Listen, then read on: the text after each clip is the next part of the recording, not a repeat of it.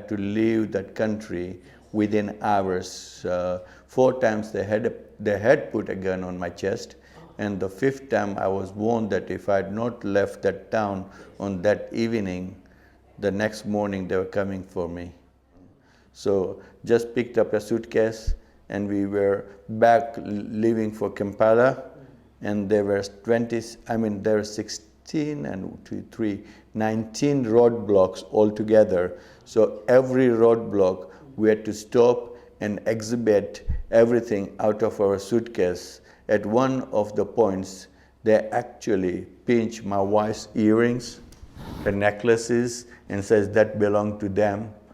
It was quite daunting, thinking, oh, we're going to England. What is it going to be like? The only first thought was, it's going to be really cold.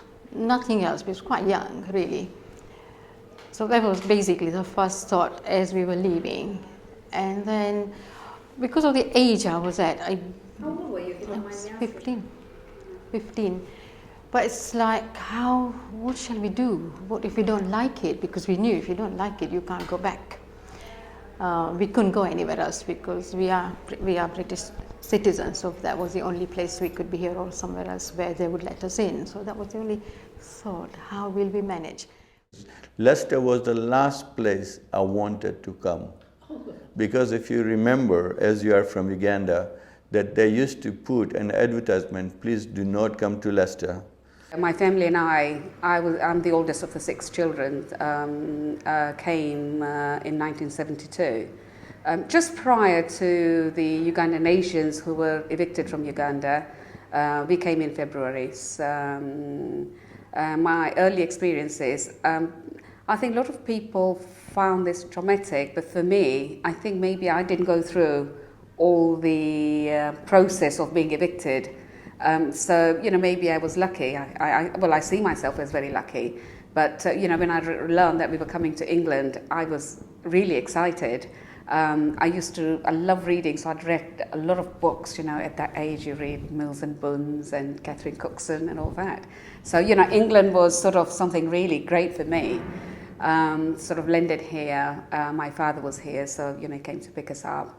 But I couldn't understand, when people said it's cold in England, it was February, and I didn't realize how cold, we had coats and everything. And yes, came to Leicester. The only reason I came to Leicester was there were already some Asians who settled from Kenya, and small exodus which took place from Kenya. So that we had that thing in our mind that, see, my parents spoke very little English. So we wanted to make sure that they are happy. In fact, they are able to communicate with people. They were able to buy the Indian food, and also because of the upheaval we've been through, we wanted to make sure that they are happy in the new environment. I found some people were friendly, some were not so friendly. I'd done a bit of training as a typist in Uganda. Girls were sort of encouraged to do these things rather than, more academic, if you like. So I did a little bit of a secretarial course over there, hence got the job at Imperial Typewriters. And I think if you're aware of Ugandan Asians, most of them worked at Imperial Typewriters there. In fact, there's a lot of jobs around. I mean, the good thing about in 1972, there's a lot of jobs around. You could get a job next day. You could walk into a job, either in a sort of semi-skilled or low-skilled job straight away. So that's what the Ugandan Asians did. So at the back of the minds of many Ugandans was, look, once I'm a bit settled, once I know the know-how, once I know the country, the people, I'll set up my own business. Because I was only 16, so women who came here, they were probably 30, 35, 40. Now women in Africa didn't go out to work. Their priority main role was working within their family, looking after their children and looking after the home. And same things were happening here, but people couldn't afford to live here, and fathers working and mothers not going to work. Whereby I saw a lot of my aunts starting work, which was very alien to them because they couldn't speak English.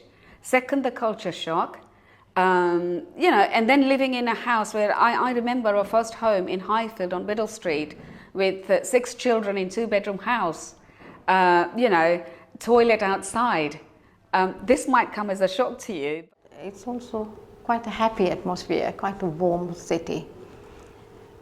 And people are there, they help you, and people integrate. I do know that people integrate quite a lot, but that is not seen as integration. I don't really know how it's seen as. I personally have never had any problem, and we settled in because we had family support as well.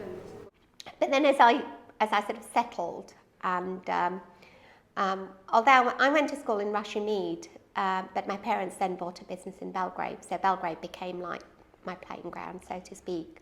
And I thought, a number of us kept on saying, but there's nothing relating to sort of my cultural identity.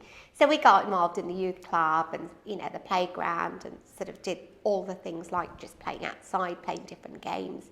But I think over time, a number of us wanted to do something that was fun, but linked to our culture as well. I think we started with things like just Asian dancing. So we said we wanted to do something for Diwali, for example. And at that time, there wasn't any Diwali lights or anything on the road.